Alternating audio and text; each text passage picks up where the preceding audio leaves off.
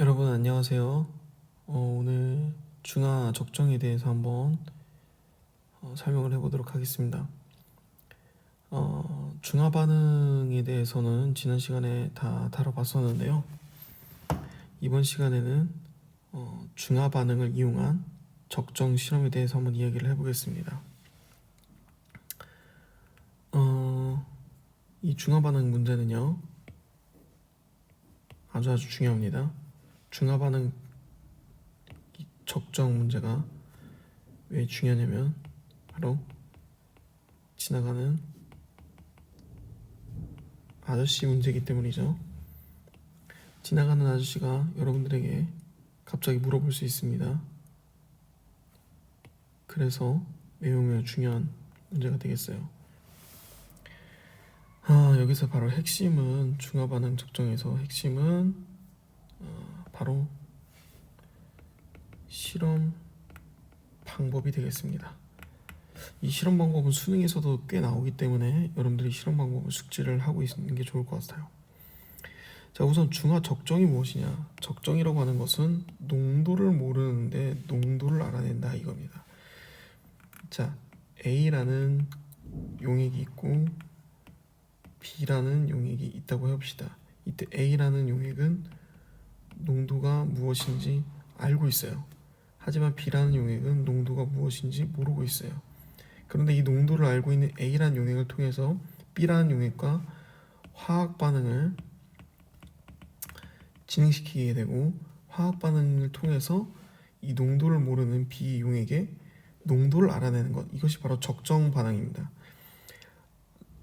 이때 중화 반응을 이용해서 적정을 한다면 중화 적정이 되겠죠.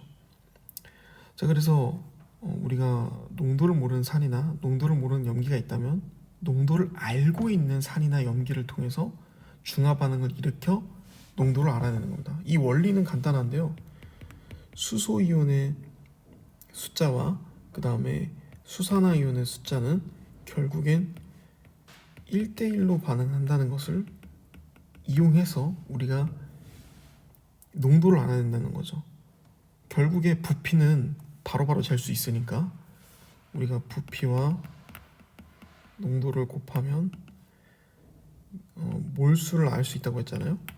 그런데 우리가 이 수산화 이온을 얼만큼 넣어준지 알면은 수소 이온이 얼마만큼 들어있는지도 알 수 있겠죠.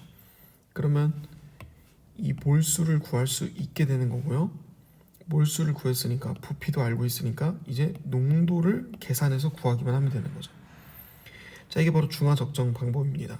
즉 이온의 숫자를 하나를 알고 있으면 나머지 이온의 숫자도 알게 된다, 이런 뜻입니다. 자, 표준 용액이라는 용어가 있는데요.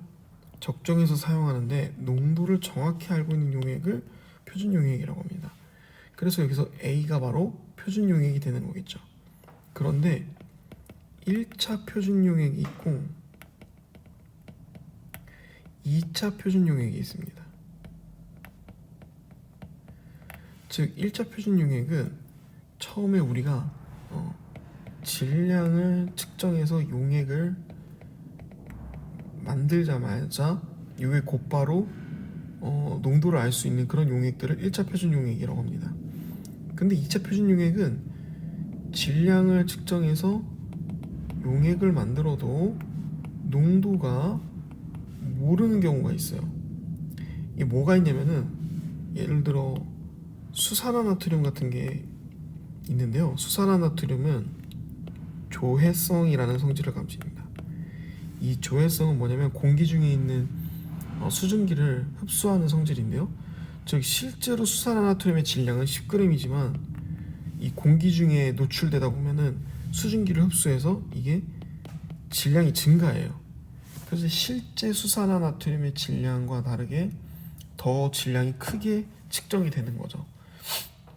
그러니까 실제로는 농도가 더 묽은데도 불구하고 우리는 그냥 질량을 측정해서 이걸 화학식량으로 환산한 다음 농도를 구하기 때문에 1차 표준 용액으로는 쓸 수가 없는 겁니다. 즉 질량을 측정하자마자 바로 농도를 알 수 있는 그런 용액이 아니기 때문에 수산화나트륨은 농도를 1차 표준 용액으로 적정을 해줘서 이 수산화나트륨의 진짜 농도를 구한 다음에 표준 용액으로 만들어서 사용을 해야 되는 겁니다.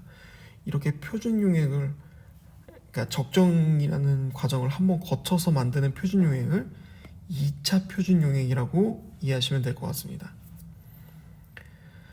자, 그래서 수산화나트륨 같은 경우에는 1차 표준 용액으로 쓰일 수가 없고 2차 표준 용액으로 쓰인다라는 것 정도만 알고 계시면 좋을 것 같아요.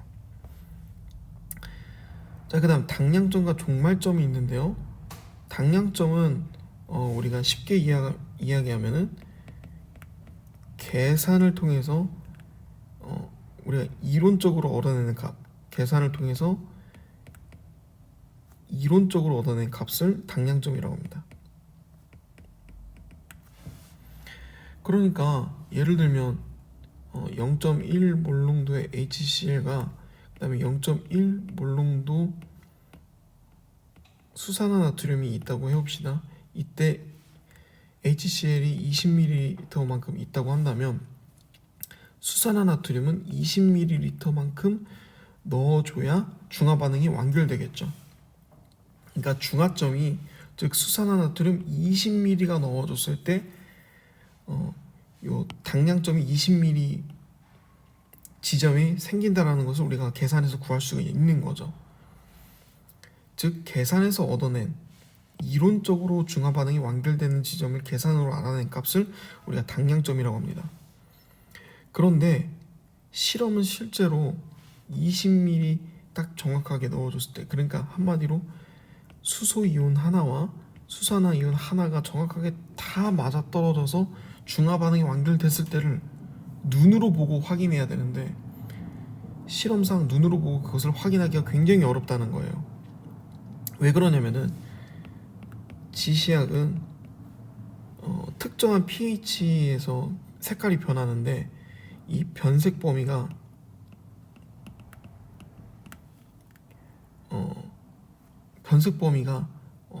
딱 어느 특정한 pH에서 변하는 게 아니라 예를 들면은 6.7에서 7.0까지가 변색 범위다 하면은 어느 정도 pH 그 구간이 있을 거 아니에요? 근데 그 구간이 우리 눈으로는 이 정밀하게 판단을 할 수가 없다 보니까 결국 수소이온과 수산화이온이 1대1로 완벽하게 맞아떨어지는 그 순간을 눈으로는 확인할 수가 없다는 거죠. 즉 그래서 우린 실험적으로 당량점에 도달했다고 판단을 해야 되는데 이 판단이 오차가 있기 때문에 종말점은 당량점과는 다르게 되는 겁니다. 즉 화학 반응이 종료된 시점, 즉 중화 반응이 완결됐다고 판단되는 시점을 종말점이라고 하는데, 종말점은 실제 실험에서 얻은 값이라고 생각하게 되겠고요. 이것은 당량점과 다르다는 것을 우리가 이해를 하시면 되겠습니다. 즉 당량점과 얼마나 가깝게 종말점을 구하냐, 이것이 바로 실험의 정밀도라고 할 수가 있겠습니다. 그러니까 여러분들이 좀 더 실험에 숙달되고 또는 실험을 측정하는 기기가 오차 범위가 굉장히 줄어들수록 종말점이 당량점에 가까워지게 되겠죠. 이런 것들을 생각하면서 실험을 해야 된다는 거예요. 자, 그 다음 이 산염기 중화 적정 실험, 이제 본격적으로 실험 방법에 대해서 설명할 건데 이렇게 사진이 이렇게 있습니다. 이 과정에 대해서 한번 설명을 해보자면, 첫 번째는 이제 농도를 모르는 용액이 준비되어야겠죠. 이 농도를 모르는 용액을 삼각 플라스크에 피펫으로 옮겨서 담습니다. 여기서 염산을 피펫으로 담아서 이렇게 삼각 플라스크에 담는 거죠. 근데 1mm만 옮긴 다음에 그 다음 증류수를 채워서 10mm까지 되게끔 해줍니다. 즉 삼각 플라스크에다가 1mm만큼만 넣고 그 뒤 증류수를 넣어서 10ml를 채워주는 겁니다. 왜 이렇게 하는 걸까요? 왜 염산을 일부만 넣어주고 증류수로 희석시켜주는 걸까요? 그 이유는 농도가 너무 진할 경우에 실험하는데 굉장히 오래 걸릴 수가 있습니다. 그래서 농도를 물켜서 실험의 스케일을 작게 만드는 거예요. 그리고 실험의 스케일이 작아질수록 더욱더 정밀하게 우리가 그 부피를 측정할 수 있기 때문에 실험의 스케일을 줄여주는 게 중요하다는 거. 즉 실험의 그 크기를 줄여서 실험을 좀 더 빠르게 하고 그리고 더 정밀하게 하기 위한 거다라고 생각을 하시면 되겠고요. 그 다음 이렇게 스포이드로 페노프탈 용액을 한 방울에서 두 방울 정도 떨어뜨립니다. 이게 페노프탈렌 용액이 지시약인데요. 페노프탈렌 용액은 염기성 용액을 검출하는데 사용됩니다. 그리고 이 염기성 용액에 떨어뜨리게 되면은 자주색으로 색깔이 변하게 됩니다. 한두 방울만 떨어뜨려도 색깔이 변하기 때문에 페노프탈렌은 적은 양만큼 넣어주게 되고요. 많이 넣어주게 되면은 이 페노프탈렌 지시약도 pH에 영향을 주기 때문에 소량을 넣어줘야 된다는 거 여러분들 꼭 기억해 주시고요. 그 다음 이제 농도를 알고 있는 수산화나트륨 1차 표준 용액이 아니라고 했죠. 2차 표준 용액이라고 했고요. 즉 이 수산화나트륨의 농도를 알려면 한 번 더 적정을 해줘야 된다는 겁니다. 이 농도를 알고 있는 수산화나트륨을 뷰렛에 넣고, 뷰렛은 여기 사진은 잘 안 보이는데 얼마 전에 실험 시간에 우리가 설명을 해줬어요. 이 뷰렛에다가 수산화나트륨 수용액을 넣은 다음에 얼마만큼 넣어줬는지 눈금을 먼저 읽어줍니다. 이거 중요할 것 같아요. 수용액을 넣고 부피가 얼마만큼인지를 그러니까 처음 부피를 꼭 체크를 해주셔야 됩니다. 그 다음 준비된 삼각 플라스크에다가 뷰렛을 이용해 수산화나트륨 수용액을 한 방울씩 넣어주는 게 중요한데요. 천천히 떨어뜨리면서 색 변화가 일어나는 그 마지막 한 방울을 찾아주는 거예요. 그래서 그냥 마구마구 집어넣다 보면은 언제 몇 미리때 변했는지 정밀하게 측정할 수 없기 때문에 한 방울 한 방울씩 천천히 넣어줘야 된다라는 게 중요하겠고요. 그 다음 삼각 플라스크 내에 혼합용액 색이 이제 색깔이 변하게 되면은 곧바로 진행을 멈춘 다음에 그때 나중 부피를 구해주는 겁니다. 자, 4번에서 처음 부피 눈금을 읽어줬고 6번에서 나중 부피를 확인했죠. 그래서 처음 부피에서 나중 부피를 빼주면 얼마만큼 수산화나트륨의 그 용액이 들어갔는지 그 부피를 측정할 수가 있습니다. 결국 농도를 알고 있는 수산화나트륨 수용액 농도는 우리가 처음부터 알고 있고요. 그 다음 이 적정 실험을 통해서 얼마만큼 부피가 들어갔는지 알 수가 있습니다. 그래서 부피를 알게 되겠고요. 그럼 농도 곱하기 부피를 해주면 바로 수산화 이온이 얼마만큼 들어갔는지 그 이온의 숫자를 알 수가 있게 되는 겁니다. 그러면 염산에 들어있었던 수소 이온의 숫자를 알 수가 있으니까 역으로 추적해서 우리가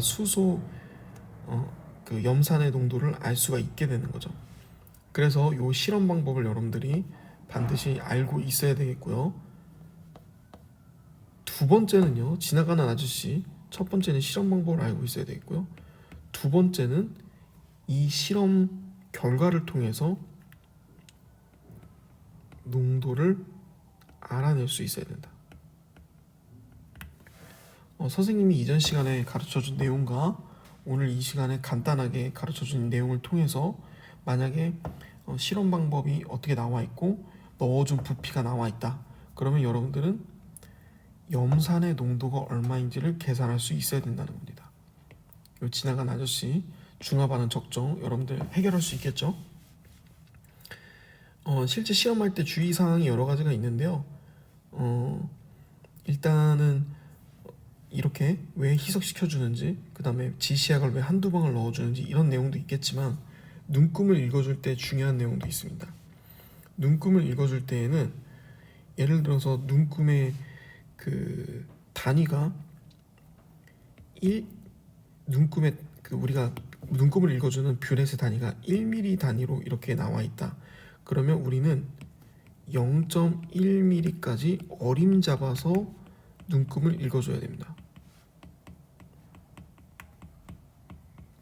즉, 한 자릿수 더 어림 잡아서 눈금을 읽어줘야 된다는 겁니다.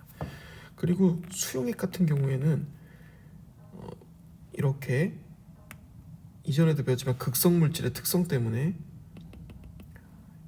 이렇게 오목하게 들어가는 현상이 보여지게 되는데요. 요런 것, 여기에서 오목하게 들어간 요 오목한 들어간 부분, 요 부분을 눈으로 읽어줘야 됩니다. 이런 거를 우리가 뭐라고 하냐면, 이렇게 오목하게 들어간 부분을 뭐라고 하냐면 메니스커스라고 부릅니다. 이 메니스커스를 확인해서 눈금을 읽어주는 것까지 여러분들이 한다면 좀 더 정밀한 실험이 될 수 있겠죠. 3년기 중화 적정은 굉장히 간단한 실험입니다. 하지만 이 적정 실험의 가장 근본이라고 할 수 있기 때문에 여러분들은 시간이 된다면 유튜브 영상을 통해서 3년기 중화 적정 실험을 확인해 보시면 좋을 것 같습니다. 오늘의 강의는 여기까지 하도록 하겠습니다. 고생했습니다.